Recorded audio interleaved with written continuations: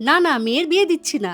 মেয়ে আমার জন্মদিন সেলিব্রেশন করছে। জানি শুনতে একটু অবাক লাগলেও আমার জন্মদিনে নেলস, মেহেন্দি অনুষ্ঠান দুটোই হয়েছিল। আর সেই অনুষ্ঠানগুলোকে সাকসেসফুল করার জন্য আমার মেয়ের বান্ধবীরা মানে সুমি আর পিয়া এসে গেছিল। আর আজকে আমি তোমাদের সাথে শেয়ার করব আমার জন্মদিনের দিন আমি কি কি করেছি আর কাদের সাথে কিভাবে আমার দিনটা সেলিব্রেট করেছি। আমার জন্মদিনের দিন আমি ভোর 6টার সময় উঠে পড়েছিলাম। আর আমার পাশে পাশে আমার মেয়ে মানে তোমাদের অঙ্কিতাও উঠে পড়েছিল। যে মেয়ে বেলা 12টায় ঘুম থেকে ওঠে সে মেয়ে সকাল 6টায় উঠে পড়েছে দেখে আমি খুবই অবাক হই। অনুষ্ঠানের রান্না শুরু হওয়ার আগে আর আমি আমার মেয়ে মিলে গেছিলাম উনুন পুজো করতে।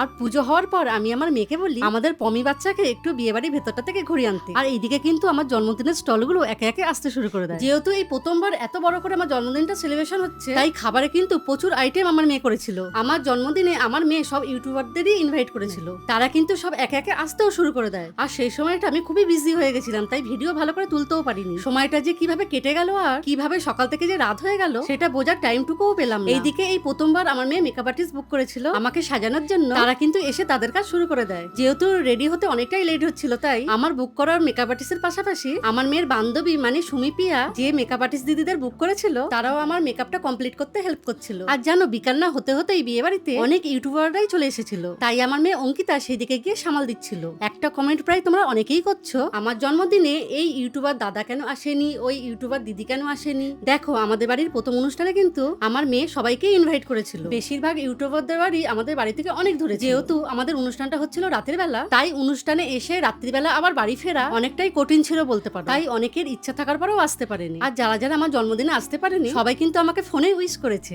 আর অনেকেই দেখছি আমাদের অনুষ্ঠানটা নিয়ে ট্রোল করছো। তাদের আমি কোনো উত্তরই আর দিতে চাই কারণ আমি মনে করি প্রত্যেকটা সন্তানেরই উচিত মা বাবার ইচ্ছা পূরণ করা। তাই যারা আমাকে ট্রোল করছো তাদেরকে আমি একটা কথাই বলবো তোমরাও পারলে তোমাদের মা বাবার ইচ্ছে পূরণ করো। আমার জন্মদিনে আমার মেয়ে দুটো কেক এনেছিল আর হোয়াইট কেকটা ও কাস্টমাইজ করে বানায়। আর কেকটা যার থেকে বানিয়েছে আমি তার ফোন নাম্বার কমেন্টে দিয়ে দিয়েছি, তোমরা চেক করে নিও। আমার জন্মদিনের দিনটাতে আমি এমনিতেও একটু নার্ভাস ছিলাম, তার উপরে এত ইউটিউবার ক্রিয়েটার সবাইকে এক ছাদের তলায় দেখে আমি আরো নার্ভাস হয়ে যাচ্ছিলাম। বাট সবাই কিন্তু খুবই ফ্রেন্ডলি আর তাদের সাথে দেখা করার পর মনেই হচ্ছিল না যে তাদের সাথেই প্রথমবার দেখা হচ্ছে। সবাই চলে যাওয়ার পর আমি আমার শাশুড়িকে নিয়ে খেতে বসেছিলাম। তারপর সুমি আমাকে আমার বার্থডে গিফটটা আনবক্সিং করতে বলে।